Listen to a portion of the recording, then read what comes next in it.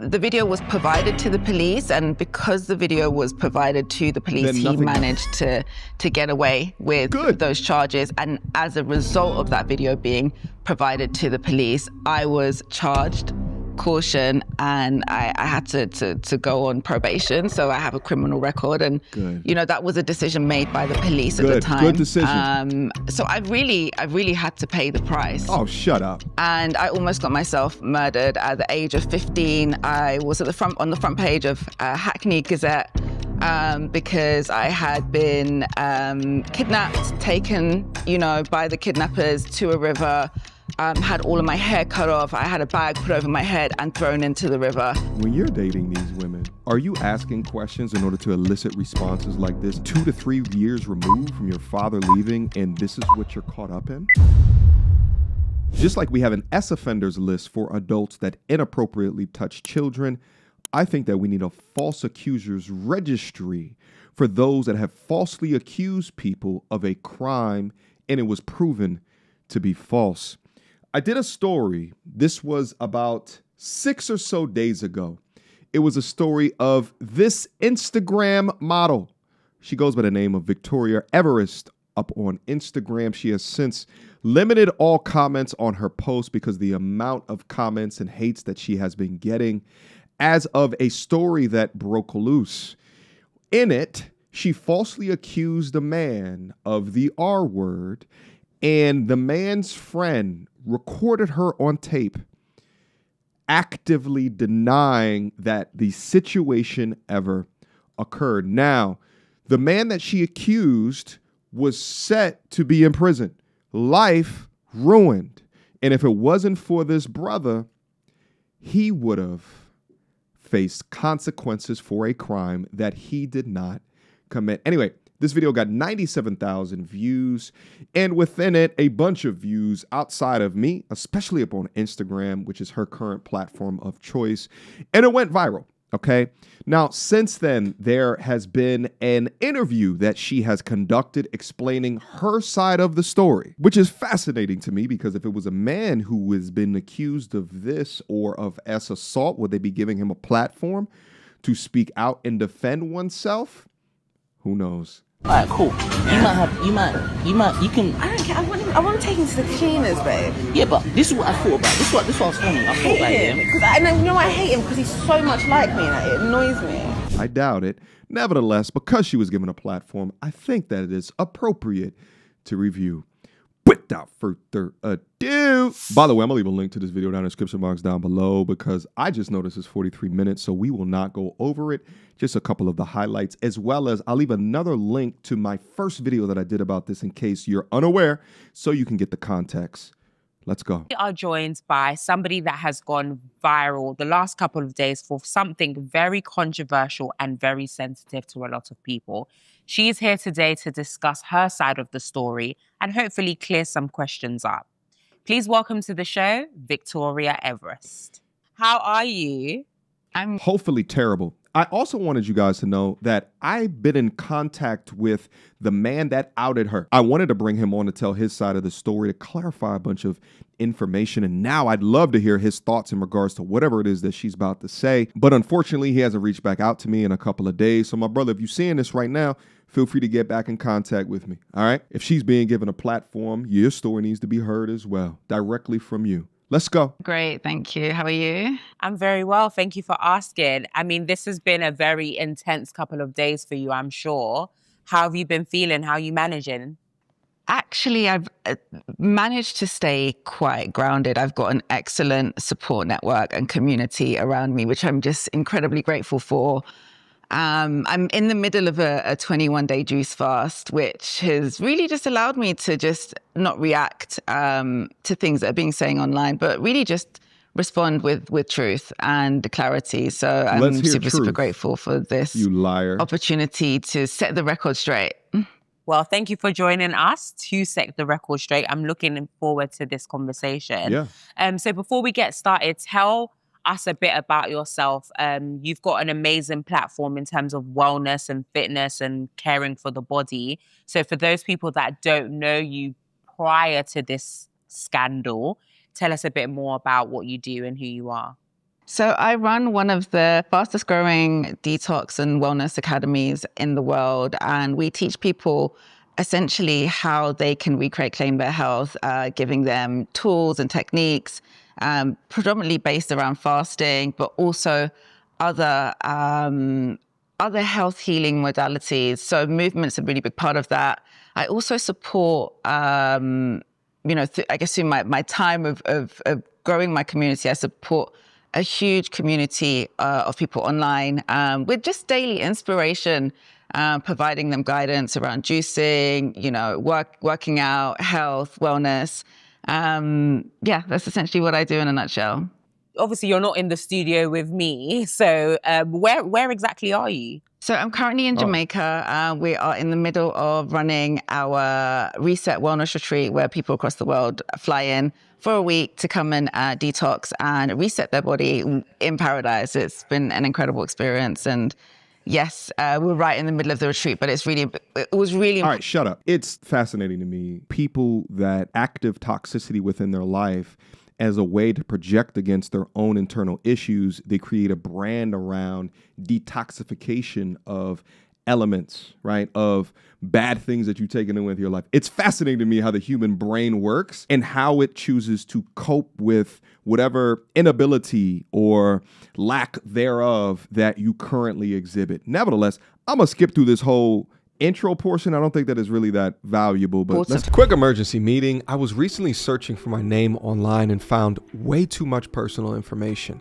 which brought me down this weird rabbit hole of how that could have happened, and found out that there's companies out there called data brokers that will sell your data to marketers, scammers, and even stalkers. And it's a nasty, disgusting feeling knowing that there's bad actors out there selling my information, selling your information for profit. But that's why I'm recommending today's sponsor, Aura. Now, I use Aura to automatically remove my information from these sites and keep my information off. But they do other things as well, such as bank fraud and identity theft alerts, VPN access. But guys, utilize my link down in the description box down below for a 14-day trial. At least see if you've been compromised. Privacy is king in this day and age, and you should know if your information is out there. So again, utilize my link, aura.com/MTR, in the description box down below to try 2 weeks free. That's way more than enough time to see if your personal data has been exposed. Go now. You need to be able to take the time out. And to hit fitness, dietary, just looking after your body, it's very contradictory to what has come out recently about you. So let's talk about it. Okay. Obviously, there's been a lot of conversation surrounding you and this leaked video online. Let's kind of start by, I think what we need to kind of clarify is your relationship with men, first and foremost, because certain things that you were saying in the video kind of showed that you don't like men. Yeah. So kind of talk me through that. Like, what's your relationship or your view towards men holistically? So just to give you a bit of context, my mum's Turkish, my father's Nigerian. I was born and raised in London. Both my parents came to the UK as immigrants back in the 80s. My mum actually couldn't speak any English. Turkish was our main spoken language at home, and I actually ended up learning English at school.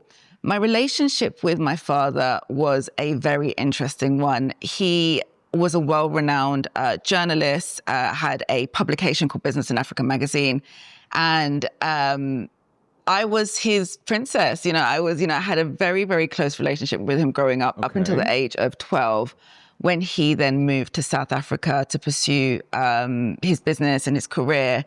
And at that point, things really changed for me. Going into my teenage years, not having my father present. I would see him once or twice a year, but he didn't play an active role in my life at all. Kind of going into early teenagehood, adolescence, and at the age of 19, at 47 years young, his life was tragically taken. He was assassinated by a family member.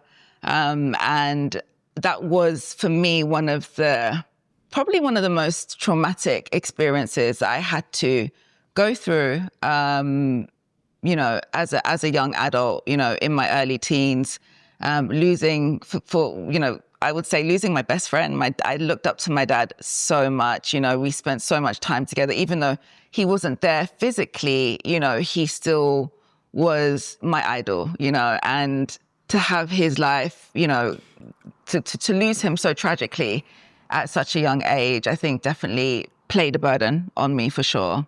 Okay. Well, I'm sorry for your loss. I'm really sorry to hear that.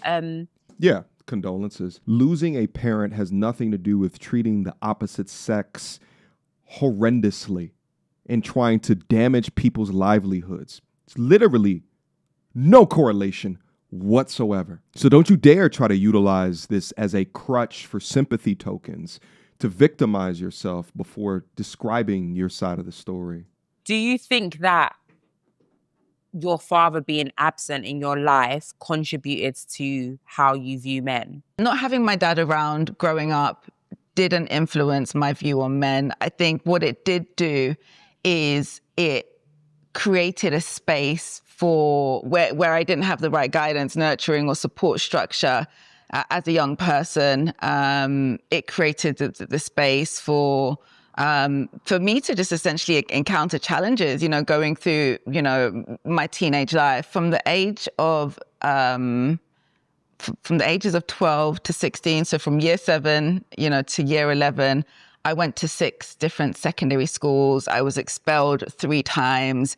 I'd got myself involved with, a gang of criminals, to say it quite frankly. And I almost got myself murdered at the age of 15. I was on the front page of Hackney Gazette because I had been kidnapped, taken, by the kidnappers to a river, had all of my hair cut off. I had a bag put over my head and thrown into the river.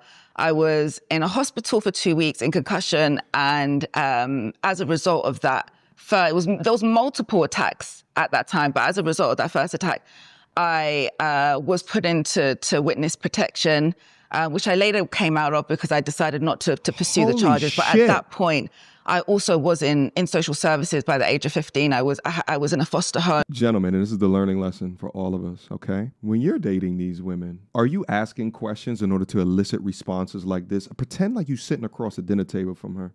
It's your first or your second date. And she begins to talk about her childhood like this. Red flags should be going off completely. 2 to 3 years removed from your father leaving, and this is what you're caught up in? And she's doing this in order to victimize herself. Don't think of it that way. She actively participated in bad groups, bad social circles. She was around cheaters, dealers, scammers, and wheelers. She was around those people. She made that active decision to be around those people because this is who she is. My dad wasn't around, like I said.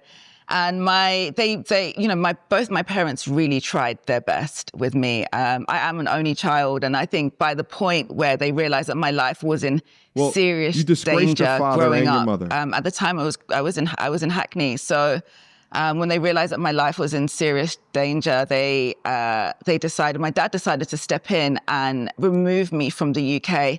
And I ended up finishing my studies in Germany. I went to the Berlin British School, and I ended up finishing year 11. Okay, wow, that's a lot to take in. There's so much to unpack in what you've just said. To have the ability for your father to take you out of it. You mentioned, you talk about your dad, but where was your mum when all of this was happening? I also lost my mum in 2021 to COVID. She was 56 years young, so that's 4 years ago. Talking about my mum, always get a little bit emotional, but up until the age of 12, my mum played a really active role in my life. She was the mum that would take me to every single after-school club, swimming, horse riding. She is an incredibly, incredibly strong and inspiring woman that poured nothing but love and nurturance into me growing up. But when I hit the age of 12, she met somebody, and the person that she had met was living in Tottenham at the time. We were living in South London in West Norwood. And within a few months of meeting this individual, he was a Turkish man, she fell pregnant. They decided they were going to get married and have a child. So essentially at the age of 12, my mum had decided to start a new family. And I think that's really when my struggles with men really began. And What? throughout those years, throughout those teenage years, throughout the adolescent years, from the time that my mum was with this man, his name was Sayed, I witnessed the most horrific acts of domestic violence. I'm talking, my mum was regularly beaten black and blue in front of me, had her hair dragged, had her teeth kicked in while she was pregnant to my younger brother. My stepdad kicked her in the stomach. And, it was just one of those things growing up. I ended up really resenting, because I had no control. As a teenager, I had no control. I had no way of protecting my mum. And I thought, definitely at the time, maybe I can seek safety and comfort on the streets. And that's what I did. I got taken in by the streets. And I remember, 14, 15, that was another thing as well. Whilst I was still at home, I also had challenges because my mum, being Turkish, is white. My stepdad was white. My little brother was also white. So I also felt like I didn't fit in. My dad wasn't around. So the closest space, or I guess the closest I could feel home was really the safety on the streets. And I remember going through my teenage years thinking one day I'm gonna kill this man for what he's put my mum through. And that's essentially, I think, was the beginning of... First off, everything that she's saying, take it with a grain of salt, because she has evidence of lying. So Lord knows what was actually the truth. Lord knows what was actually happening during that time. A liar and a manipulator will utilize any sob story or any way to try to justify their now character. This was a rebel without a cause. This was a person that was getting horseback riding lessons. Think about the status that you are in to have horseback riding lessons. Equestrian shit. That's some high-level bougie ass shit. So she was taken care of. She had resources. If it was a man who went through this and then ended up R-wording or S-abusing women, and it was proven as so, we'd have no sympathy for him or anything that went off in his childhood, because at the point of adult, you fix this shit. You get help for your trauma. The responsibility is on you and nobody else outside of a sob story that you had within that, because the old world owes you no favors. But let's just say, for argument's sake, that 100% of what she's saying is true. My guys, again, you encounter women like this, it is not your job to fix them. It is not your job to be Captain Save-A-Ho. It is not your job, baby. This don't seem like a good life to me, because you would be forever trying to fix or out-prioritize her trauma or her drama. That's not a life. That's not a good life living with somebody. You want to talk about her ability to bring you peace? Oh, when her back's up against the wall, she's going to revert to system default. The relationship, the beginning, I guess the beginning of it all was witnessing domestic violence, the severity of what my mum went through growing up. And I know a lot of people can relate in Turkish cultures, especially Turkish, Arabic, any kind of ethnic culture, to be beaten by your husband is normalized. It's one of those things that it's like, women just have to endure it. We have to accept it. And, in the comments, that my mum, because of the sake of my younger brother, she stayed in that relationship. What was the psychological effects that it had on you? How would you describe that? It almost normalized it, so it was no coincidence when I hit 26, 27 that I kept finding myself in relationships with abusive men. That played a really big part in terms of my psychology, and, not realizing, I think it was more of a subconscious decision that, I was making, that I would end up in a relationship with men who at some point would end up abusing me. If it wasn't physically, it was emotionally or mentally. And it was a pattern that was continuing throughout, kind of my adult life. So let's talk about the video. The recent viral video. Let's get into it, so please. When the video first dropped, you mentioned that it was fake and it was AI. Can we talk a bit about that? Like, what did Liars you mean? be lying. So given the given the size and scale of my account, I'm not the person that always is behind running my account. So the video was sent to me, and my first response to the video was that this has been edited, this is fake. And that's what I said to my team. So they then took that and said it was AI. When I realized that they'd put out it was AI, I deleted the story immediately. And, then went forward with saying it's a very, very real video. It's just been, it's a 7-minute video that has been edited specifically to show me in a particular light, So I think there was a misunderstanding there for sure. Obviously, there's a lot of things that we need to unpack about that video, but you mentioned that, you hate men in that video. And obviously you describing everything that you've gone through psychologically, one could argue that, it's understandable why you would kind of have that viewpoint. But you've mentioned that your dad didn't contribute to it. It was your stepdad. And then you also entered into abusive relationships. What did those abusive relationships look like? What did you experience? In relation to the video, the person that I was in a relationship with, it was over a period of 18 months. When I first entered a relationship with this guy, it was generally months? I would, be naive enough, because I'm someone who wears their heart on their sleeve naturally in every scenario, every situation. Oh, God, shut up. One of the things that led me to even entering this relationship was just being vulnerable enough to take people for face value. The manipulation that went into pursuing the relationship from him, early on in the relationship, really was, when I look back and reflect, I think, okay, I definitely was in a really broken state. When I look back at that video, because, I've watched it a couple times, and just to set the record straight, They will always victimize themselves. It will always be the other person's fault. The guy will always be the narcissist. The guy will always be the manipulator. For anyone who's currently signed up for her course, you getting ripped the hell off, baby. Do you believe this? Is this something that you see and watch her not take accountability for her own choices and decisions, and her lack of receiving help or healing for her trauma and harboring all this hate? She had a fantastic father. Let's say that the story is somewhat true about the stepfather. She didn't have a good stepfather. Even though you've had good examples within your life, this is actually who you are. You are a hateful person, and you ain't detoxing shit in Jamaica. That video was filmed almost 10 years ago. The person who I was speaking about in that video wasn't arrested and wasn't prosecuted.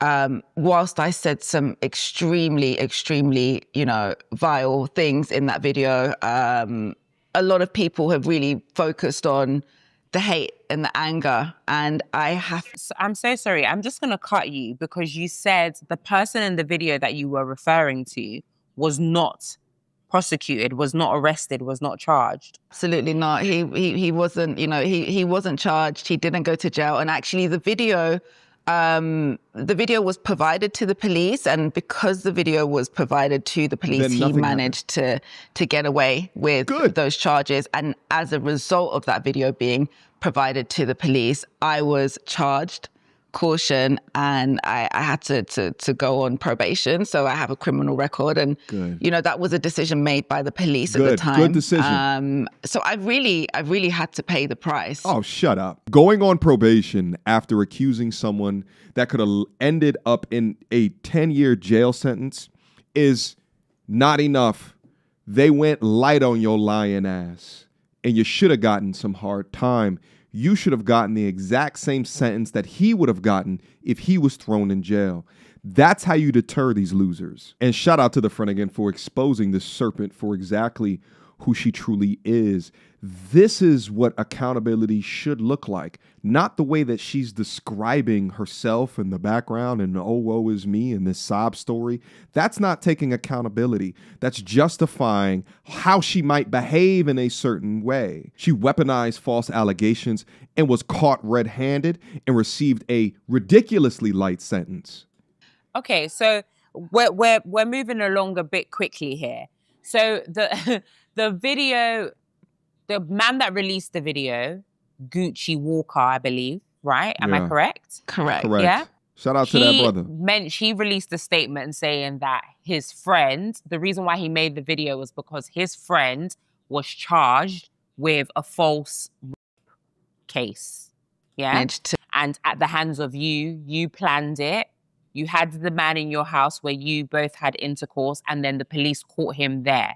So he was going to jail. He couldn't bust case on this particular matter because he was found in your house. But you're saying that that didn't happen. No, so he did get arrested, and because the video, was provided to the police as evidence, he was released. He never got charged, and he, I never saw Denzel again. That was, over 8 years ago. We've never spoken, we've never seen. He went on with his life. I went, we made a lot of mistakes during that relationship. That was probably one of the most traumatic. I've been through 2 very, very traumatic relationships in my life. One of those, when I say traumatic, violent and abusive. One of those was with Denzel, the person that was in question in the video. And his ex-partner warned me. She was a teacher. She's had a non-molestation order against him. And she said, look, this guy, she told me exactly what was going to happen in the relationship. And This is absolutely insane. She can't stop herself. She cannot stop victimizing herself. See, this is not what the accountable do. when they talk about something that they did obviously incorrect, all right? They don't still start to talk about the other person as if this is the reason why I did it. No, it doesn't matter. What they did doesn't matter. What your childhood was like doesn't matter. You still did wrong. It's wild to me that these sociopaths that have committed crimes and have done incredibly wrong things and not challenge them on anything that they're saying and just allow them to just float with these odd sob stories of bullshit. Didn't you also say within the video that you cheated on him the entire relationship? The behind the scenes camera tells you everything, not the way she's trying to perfectly craft and manicure. No, you're evil incarnate. You're a demon witch. Talking to her is useless. She will twist everything around her into infinitum. She will lie directly through her teeth and feel absolutely nothing. And I bet you that this isn't the first guy that she tried to accuse. The callousness of what it takes to get here, I think that she's been about this for over 10 years. Now, that's my opinion on the situation. Odds are she's done something similar like this before, but has not been caught. Her story doesn't even add up. Didn't she say her dad died at 12? So didn't you get moved by your dad away from the UK to like Germany after that? Even things that she's saying within the story is not adding up. This is a career liar. She reminds me of a rhoda brickface Osmond, will utilize sob stories, will utilize protected classes and groups in order to avoid accountability or avoid scrutiny or feedback, right? Will twist into half-truths in order to tell a component of a story, will white lie unabashedly. This is the same archetype. And here's the thing. I am a man on this channel that is calling this shit out, but women who do not want to be besmirched by her kind should absolutely call this out as well. MTR is where y'all at. Better see y'all down into the comments section. Believe her. Denzel, convinced me also not to believe her. And I really paid the price of that. One of the biggest things, that came out of the relationship is during the time that we were together, I fell pregnant. I ended up contracting an STI. He gave me gonorrhea at the time. At the time I was working at Microsoft, I had a very successful career with a 6-figure salary. And he told me that he was an ex-football player, semi-pro football player, only to later discover that actually he worked on the railways. He was living at his mum's house on the couch. And the car that he'd met me in, which was a brand new Range Rover, belonged to the girl that he was dating at Brown Eagle. It was someone else's vehicle. So that was only, you know, months into the relationship, I was discovering these things. I found a secret phone in his car. You know, there was a whole, you know, a whole array of women that he was meeting up with, you know, and sleeping with at the same time while he was living in my house. And any single time that I confronted him, the backlash was, it's always an excuse. Verbal, physical abuse. And during the time that we was in the relationship, I called the police 19 times because I was at fear of my life. My son was living with me at the time. I'm a single mom, and my son was around 7 at the time. And that was one of the worst things, you know, that I've ever experienced, was to see my son, you know, witness me getting beaten up by this man. And he wasn't just a man, he was a street thug. He was a guy off the street, you know, from the ends. And, you know, and because of the fact that each time I called the police for, you know, for abuse, whether it was abuse, you know, in front of or, you know, isolated me where he wasn't at home, because there was a child at home, social services were involved. And at the last point where he was arrested, my main concern was keeping him safe. You know, that was the ultimate thing for me. Social services were, you know, I was at complete risk of losing him because I was in this relationship with this abusive man. At what point did you decide everything that you're going through in this relationship, the abuse that you were enduring, when did you decide that in order for me to get him back, because that's what you mentioned in the video, that you were going to make this false allegation? Like, when did that thought process land? So every single time the police were called, the follow-up was made. There was a non-molestation order. There was a restraining order, so he couldn't, you know, come back to the house. But he would always turn back up at the house, crying, you know, begging me, apologizing. He's not going to do it again, and I need to forgive him. That I'm his baby girl, and you know, everything was going to be okay. And being naive and vulnerable at the time, I would take him back, believe his lies, and not realizing at the time I was experiencing, you know, what we call today is severe narcissism.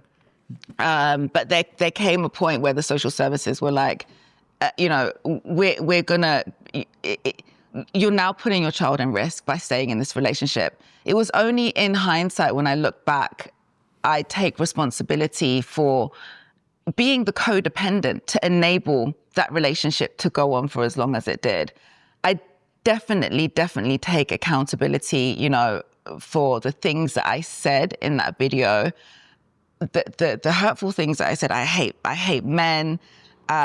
One of the things I referred to in that video specifically was the fact that... And what's interesting is that nothing in that video is based off of the sob story that we hear right here, or any of the negative things that she's talking about with her ex-boyfriend, right? Like, none of that was in the video. None of it whatsoever. But she said things like, I hate men. It literally doesn't make any sense. And it makes the interview so damn hard to watch.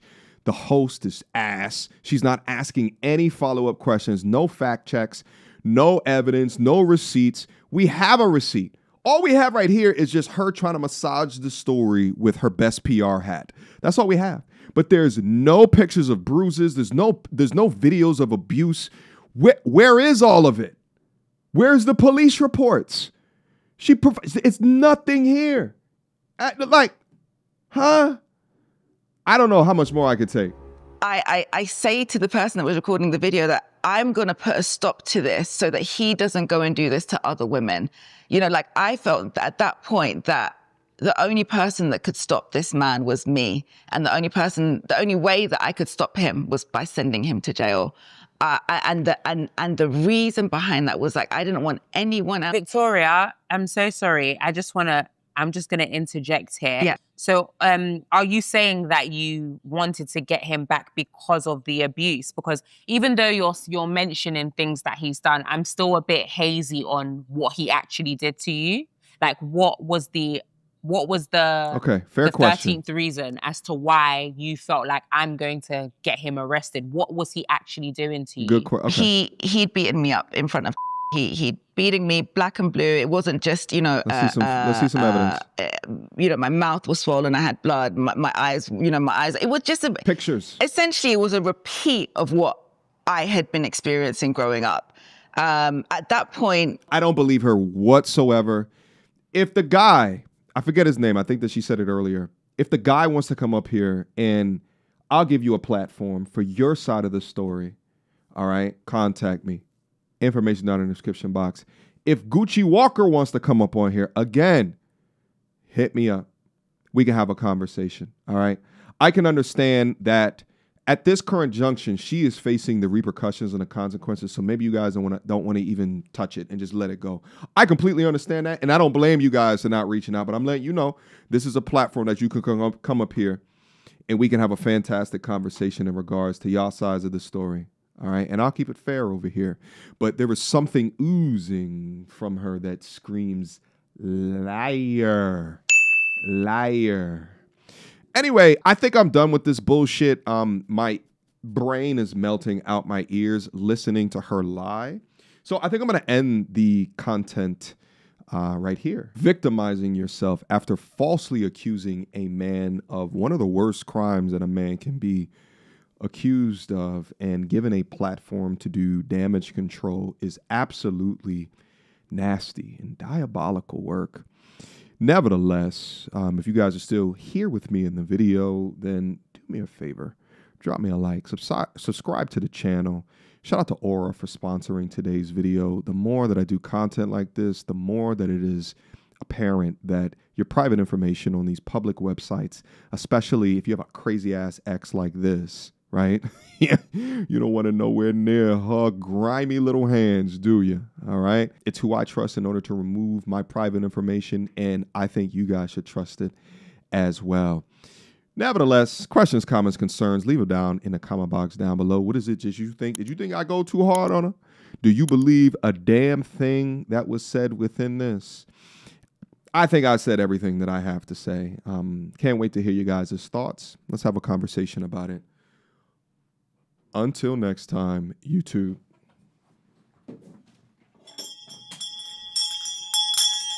Shame. Shame. Shame. Peace. She belongs to the street. Girl, don't hold my hand. You a mattress actress on the OnlyFans. Get your money, girl, but damn, how is that your only plan? What you gonna do when you get too old to strip and dance? Get up out your echo chamber screaming period and yes. You a low down dirty woman if you try to get knocked up by a high value man.